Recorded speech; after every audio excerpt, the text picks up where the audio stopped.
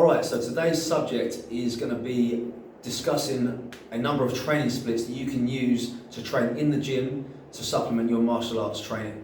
I'm also going to talk about my own training split that I'm currently using, and I'm going to also talk at the end of the video about how you can fit the weight training with your martial arts training as well. So the type of split you will choose is going to be based really on how much time you've got or how much time you want to commit to gym training. Obviously everybody has different commitments and different times available. So the 3 splits I'm going to give you are going to be a 3-day split, so you'll be in the gym 3 days per week, a 4-day split and a 6-day split. So I'll explain each one a little bit in detail, and you can obviously pick the one that is most suitable to your lifestyle. Number 1 is going to be a full body split. So as it says in the title, you train the full body in every session. So you're going to be doing 3 sessions per week. Say you could do 1 day on, 1 day off, 1 day on, 1 day off, 1 day on again. And you're going to train the entire body in each session. Now the exercises don't have to be the same in every session, but you do want to be covering the same muscle groups each time. So how can we structure that kind of a session? In the most basic terms, I like to think about a number of movement patterns that we should include, and they will be as follows: a squat pattern, a hip hinge, a horizontal press, a horizontal pull, a vertical press and a vertical pull at the most basic level. If we can cover those movements in each session, then we will be good for quite some time. So a quick explanation on some of those terms there. A squat pattern, obviously hopefully we know what a squat is.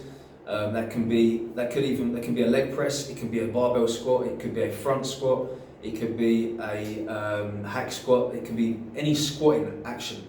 Okay, so where you're squatting to the floor basically, trying to get a good range of motion on that.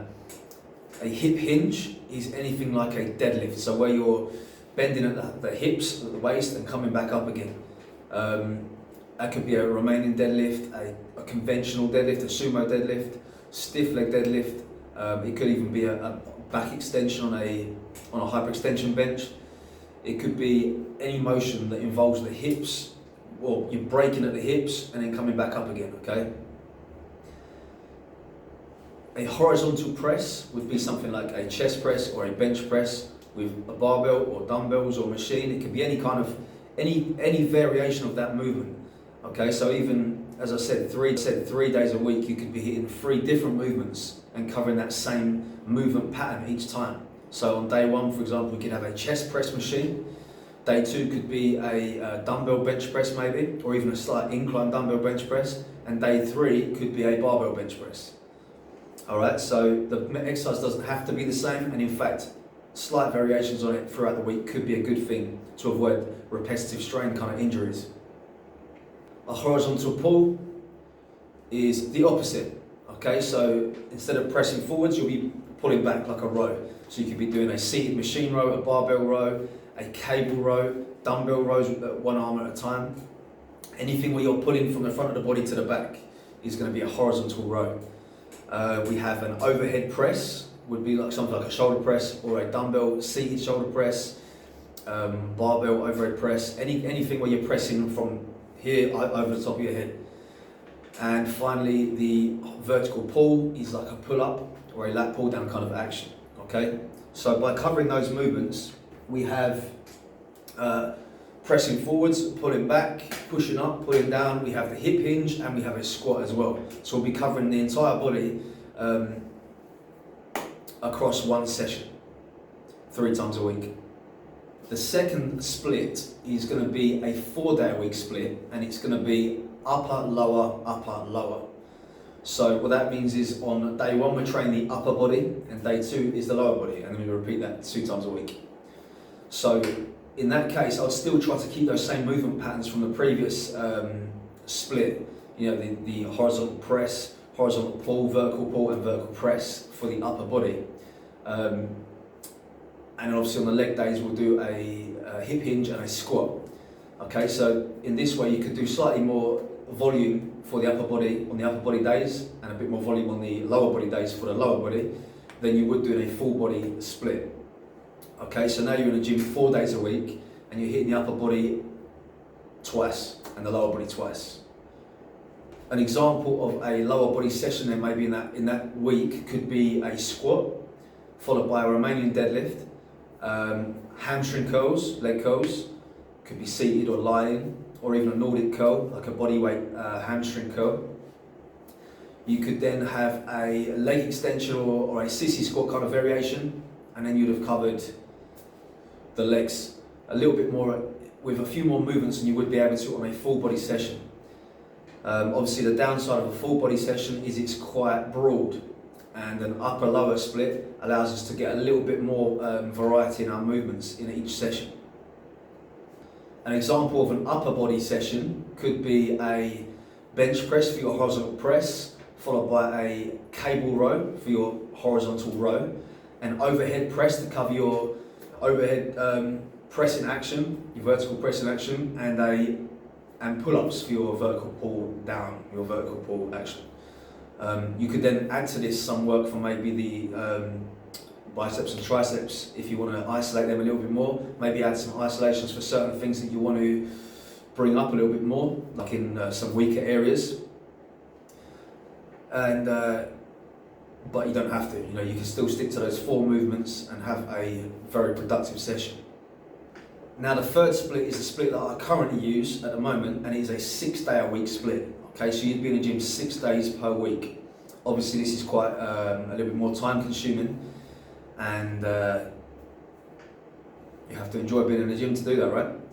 So this would be a push, pull and legs split, okay, and you'd do that twice a week. So you'd rotate through a push-in session, a pull-in session and a leg session, and then you'd repeat it. So how I fit that into the week is I'll do the 3 sessions together.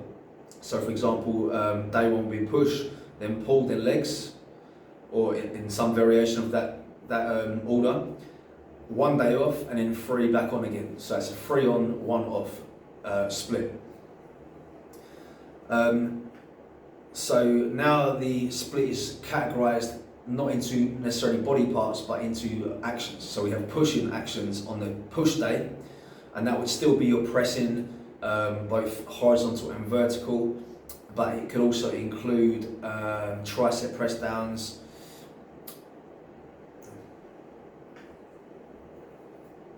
another way to organise these sessions would be to have specific days that are more like strength focused. So say you had a full body, you was doing a full body 3-day split, you could have one day that was more focused on strength type movements where you're sort of sitting around the 5 rep range each set, you know, heavy weights and low reps. And then another day could be more power focused. So you could do the same movement patterns but where you're exploding with the weight. Maybe you know, plyometric type movements for squats or for pressing actions, that kind of thing. So you're kind of hitting different variables on different days. So how do we fit all of this in? Obviously the splits towards the end, then a 6-day split takes up a lot more time. So how do we fit this in with our martial arts or our karate training? The most important thing to consider when you're adding gym or weight training to your martial arts is recovery. If we don't recover enough, it's going to affect our training in both sides. So if we're not recovered for the martial arts session, it's going to affect our performance there. And if we're under recovered for the weight training, we're going to be making no progress and contributing to that overall fatigue. So if I train, for example, 2 times in one day, a weight training session and a martial arts session, I will split those up as far as I can as possible, you know, in time. So for example, I could do a weight training session in the morning, after a breakfast and consuming some calories and, you know, a second meal maybe. Then I'll have a good 5-6 hours, you know, between that first session and the martial arts session. And in that time, I'll be getting in more calories to sort of recover and fuel myself for the later session there. If you're doing the 3-day split, it's a little bit easier because obviously the 3 days on, you could maybe rest those days from your martial art and put the martial arts training around that. As you train more days in the gym, it becomes a little bit more tricky and that's where we have to do maybe 2 a day sort of sessions. In addition to all of this, of course, we need to still maintain mobility, because this is the argument a lot of the time, that people say that weight training causes you to be muscle bound or too heavy and stuff like this, which I disagree with anyway. But we need to maintain our mobility during this time, so you would also need to chuck in some stretching and some mobility work with your weight training sessions, or you can take care of that in your martial arts sessions. It just depends on how you want to put those in. If you're training correctly with a full range of motion anyway in the gym, it's going to improve your mobility rather than hinder it. So this video went on a little bit longer than I expected, but if you've made it this far, thanks for watching. If you've got any questions, put them down in the comments below and I'll try and get back to as many as I can. If you like this kind of content, don't forget to subscribe so you can see more of it, and I'll see you next time.